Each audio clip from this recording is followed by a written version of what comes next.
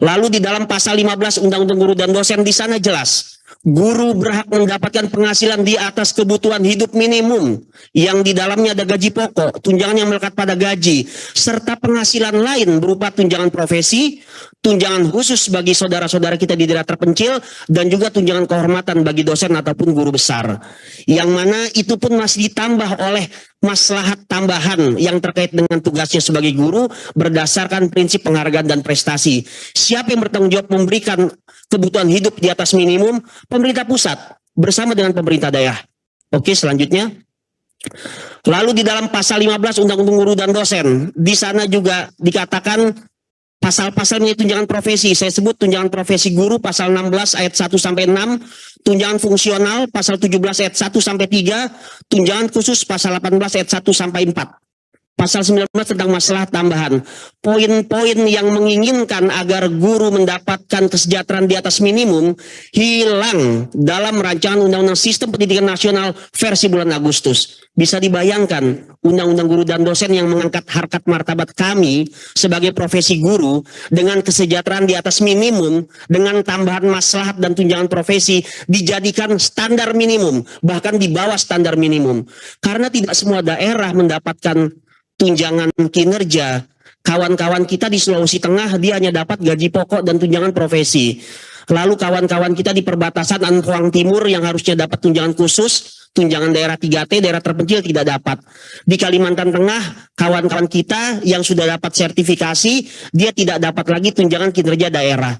Lalu di daerah Banten, kawan-kawan kita di provinsi dapat tunjangan kinerja, namun di kabupaten berbeda-beda. Di Rangkas Bitung dia dapat, di Lebak dia tidak dapat. Bisa dibayangkan ketika guru ke depan kembali ke masa Umar Bakri, hanya mendasarkan dirinya kepada gaji pokok, kepada tunjangan khusus yang tidak semuanya dapat, kepada tunjangan fungsional yang jumlahnya tidak signifikan, kepada tunjangan kinerja yang semua daerah tidak dapat tergantung kekuatan APBD. Tunjangan profesi sangat dibutuhkan oleh guru-guru kita di seluruh Indonesia. Oke, selanjutnya.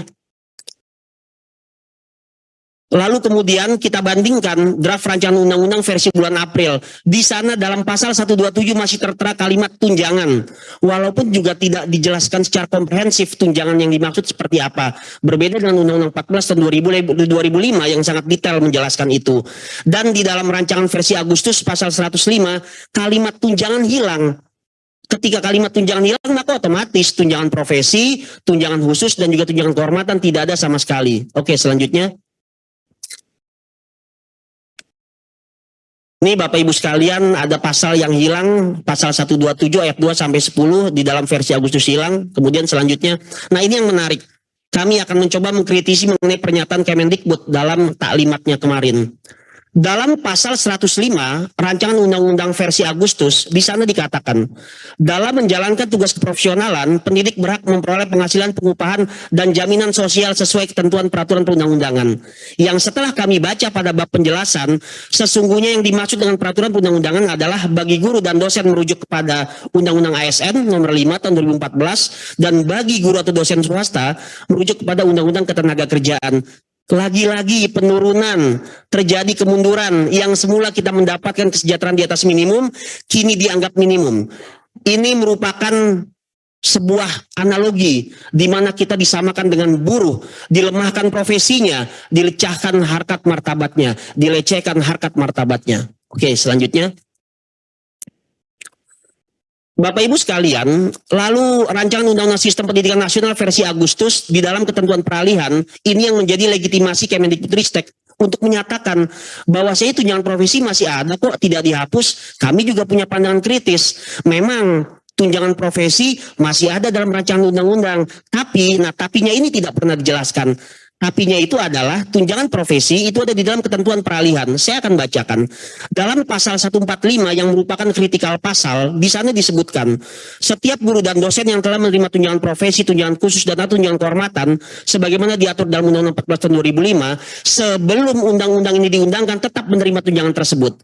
Artinya benar kalimat pemerintah yang menyatakan tunjangan profesi masih ada kok, masih tetap diberikan, tapi tapinya ini. Kemudian ayat 2, setiap guru dan dosen sebagaimana yang dimaksud pada ayat 1 menerima besaran penghasilan yang sama dengan penghasilan pengupahan yang diterima sebelum undang-undang diundangkan. Pasal 147. Peraturan pelaksanaan dari undang-undang ini harus ditetapkan paling lambat 2 tahun sejak undang-undang ini diundangkan. Artinya apa? Kalaupun tunjangan profesi masih ada, diberikan kepada guru-guru yang sudah mendapatkan berdasarkan Undang-Undang 14 tahun 2005, sesungguhnya usianya tidak akan lama, maksimal hanya 2 tahun. Karena setelah undang-undang yang baru disahkan, maka kita tidak memiliki landasan hukum. Lalu bagaimana kalau ini sudah diundangkan, pasal ini sudah tidak berlaku lagi, artinya tunjangan profesi tidak akan bisa dibayarkan. Karena sekali lagi, masa peralihan hanya berlaku 2 tahun. Pemerintah hanya bisa memberikan pembayaran selama 2 tahun di masa peralihan. Dan bisa dipastikan tahun 2024, tunjangan profesi benar-benar hilang bagi guru dan dosen. Tunjangan khusus benar-benar hilang bagi kawan-kawan kita di daerah terpencil. Tunjangan kehormatan benar-benar hilang bagi kawan-kawan kita yang ada di perguruan tinggi. Oke, selanjutnya. Kemudian kita juga bisa melihat pada ketentuan penutup pasal 148 dan 149 terjadi inkonsistensi. Di dalam 148 dikatakan jika Undang-Undang 14 2005, Undang-Undang 20 tahun 2003, Undang-Undang 12 tahun 2012 itu masih berlaku. Namun di pasal 149 juga dicatatkan bahwasanya undang-undang itu tidak berlaku setelah undang-undang yang baru disahkan. Kami melihat ini inkonsistensi pasal. Jika penempatan ayat atau pasal bukan ada di dalam batang tubuh, jika penempatan pasal bukan ada di dalam batang tubuh, melainkan hanya di peralihan atau ketentuan penutup, maka bisa dipastikan guru tidak akan bisa menuntut dan tidak ada keharusan bagi pemerintah. Jadi kalau memang pemerintah ingin berpihak kepada guru, maka masukkan di dalam batang tubuh, bukan dicantumkan di dalam peralihan yang sifatnya hanya sementara atau dilampirkan di dalam bagian penutup yang tidak bermakna apapun. Itu catatan kritis kami. Maka kesimpulannya adalah PGRI sebagai sebuah organisasi profesi pertama dan tertua di Indonesia wajib dilibatkan dalam berbagai kebijakan pendidikan. Yang kedua, rancangan undang-undang sistem pendidikan nasional perlu diperbaiki. Kami mendukung rancangan undang-undang ini sebagai sebuah kemajuan untuk dunia pendidikan. Namun catatan-catatan kritis juga harus diakomodir dan harus diperbaiki.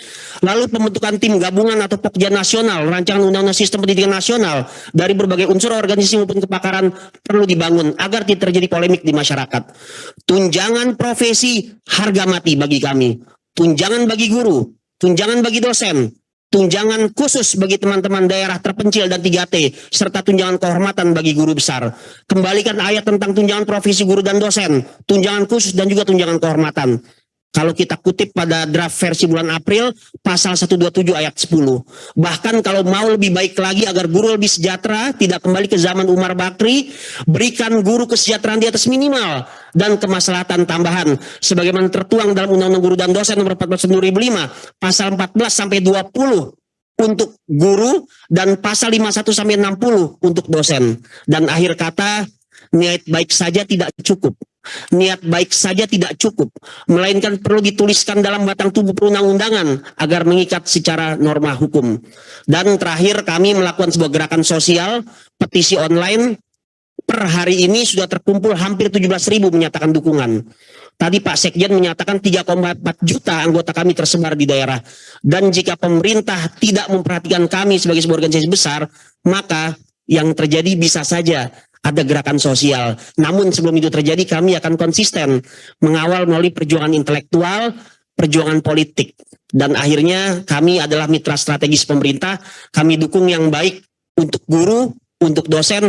Namun apabila ada hal yang merugikan bagi guru, bagi dosen, pada titik itu PGRI tidak akan pernah berhenti untuk bersuara lantang. Billahi taufik wal hidayah. Wassalamualaikum warahmatullahi wabarakatuh. Terima kasih pimpinan, itulah paparan yang disampaikan oleh juru bicara kami. Kata kuncinya, intinya kami hanya menyatakan seperti yang kesimpulan tadi, tunjangan profesi guru dosen harga mati. Untuk menghindari akses daripada gerakan anggota kami yang 3,4 juta sudah terakhir, kami serahkan sepenuhnya kepada pimpinan khususnya Komisi 10 dan umumnya anggota DPR RI yang ada di tempat yang sangat mulia ini untuk memastikan pasal-pasal tentang kesejahteraan guru tetap terjamin ada. Kata kuncinya, tunjangan profesi guru dan dosen mereka menerima sampai dengan usia pensiun. Itu barangkali paparan dari kami. Terima kasih. Mohon maaf. Bila taufiq wal hidayah. Assalamualaikum warahmatullahi wabarakatuh. Waalaikumsalam. Terima kasih kepada teman-teman